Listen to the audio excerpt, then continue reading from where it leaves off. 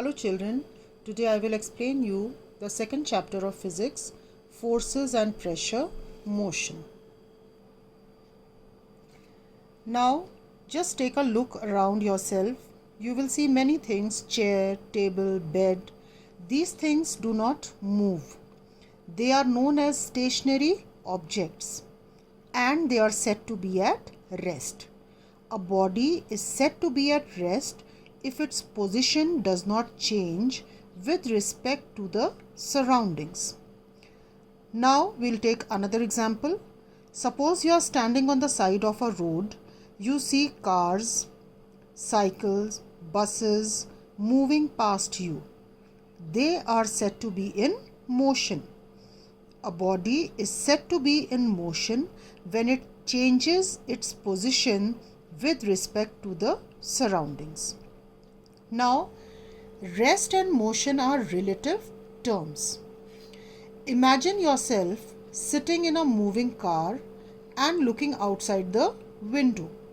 You will observe that with respect to stationary objects outside the vehicle like trees, lampposts, etc., your position is changing. Therefore, you are in a state of motion with respect to those trees, lampposts, etc. Suppose when you sit in the car and another person is driving the car, both of you with respect to each other are at rest because neither of your position is changing with respect to the other person. This is the reason why we say that rest and motion are relative terms. Now we come to types of motion. These are the types of motion that we'll study in this chapter. We will begin with translatory motion. Now what is translatory motion? An object is said to be in translatory motion if it moves as a whole. All the parts move the same distance in the same given time. Now this translatory motion is divided into two types, curvilinear motion and rectilinear motion. Rectilinear motion means when an object moves along a straight line or a straight path, this is known as rectilinear motion. For example, as you can see, this car moving on a straight road, a boy running a 50-meter race on a straight path. Curvilinear motion, when an object moves in a curved path, as you can see in this picture, it is said to be moving in curvilinear motion. For example, a vehicle moving on a hilly road, a train moving on a curved track, basketball thrown in a basket. Now we have circulatory and rotatory motion. An object is said to be in circulatory motion if it moves around a fixed point, like a satellite orbiting around Earth or any other planet is an example of circulatory motion.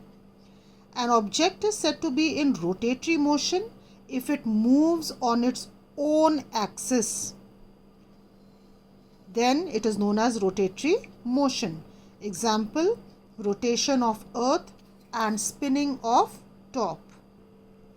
Now we come to oscillatory motion. An object is said to be in oscillatory motion when it moves to and fro about its mean position or about a fixed position.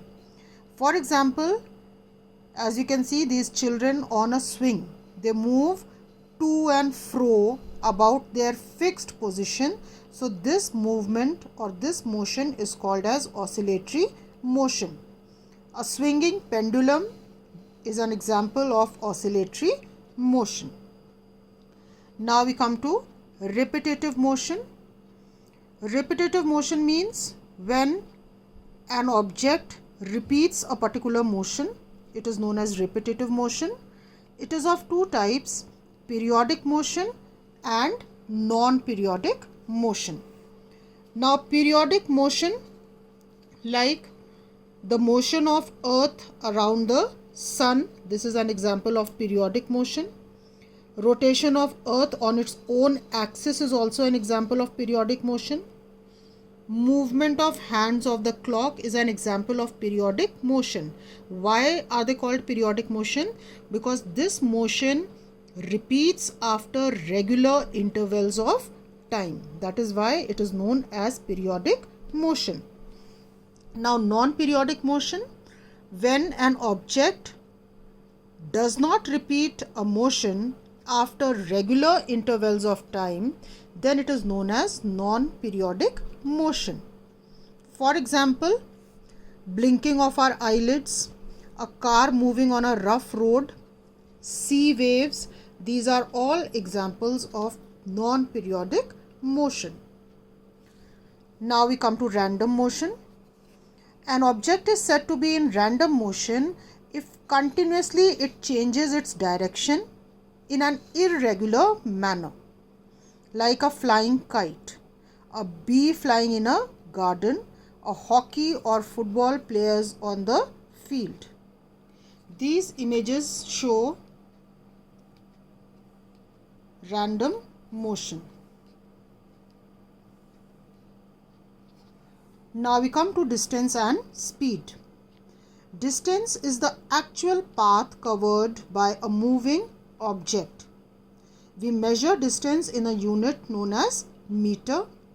Speed is distance covered by any object in the given time, that is known as speed. We calculate speed by using the formula speed is equal to distance travelled upon time taken.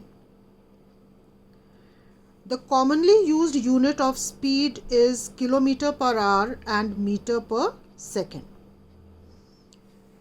There are speedometer and odometers fitted in the vehicles or in the cars especially nowadays, which help us to know the speed of the vehicle and the distance travelled by the vehicle. Odometer tells us the distance travelled by the vehicle and speedometer gives us the speed of the vehicle in a given moment of time. Now, uniform and non-uniform motion.